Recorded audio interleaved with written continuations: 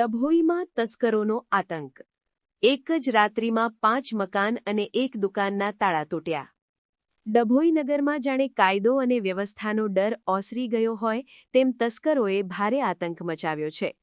તસ્કરોએ નગરના અલગ અલગ વિસ્તારોને નિશાન બનાવી એક સાથે 5 મકાનો અને એક વાસણની દુકાનને નિશાન બનાવતા સમગ્ર પંથકમાં ફફડાટ વ્યાપી ગયો છે.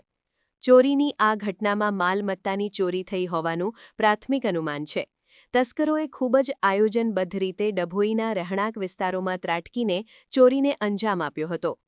ઝરોલા વાગા અને ડબગર વાગા આ વિસ્તારોમાં તસ્કરોએ ઘરના તાળા તોડી અંદર પ્રવેશ કર્યો હતો અને કિંમતી સામાનની ચોરી કરી હતી. ગાયત્રી સોસાયટીમાં પણ તસ્કરોએ 2 મકાનોને નિશાન બનાવ્યા હતા.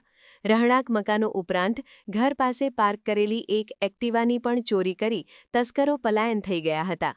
ચોરીની આ સમગ્ર ઘટનામાં સૌથી મહત્વની કડી સીસીટીવી ફૂટેજ બની છે.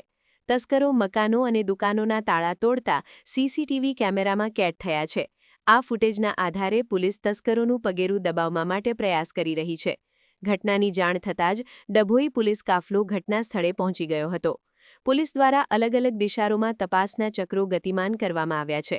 એફએસએલ અને અન્ય ટેકનિકલ ટીમોની મદદ લેવાની પણ તજવીજ હાથ ધરાઈ છે.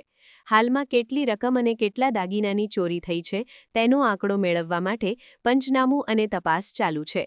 તપાસ પૂર્ણ થયા બાદ જ ચોરીનો સાચો આંકડો બહાર આવશે.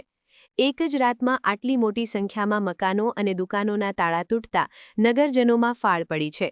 લોકોમાં એવી ચર્ચા છે કે પોલીસ પેટ્રોલિંગ સઘન બનાવવામાં આવે જેથી રાત્રિના સમયે નાગરિકો સુરક્ષિત અનુભવી શકે. પોલીસ સીસીટીવી ફૂટેજના આધારે હાલ તપાસ ચલાવી રહી છે.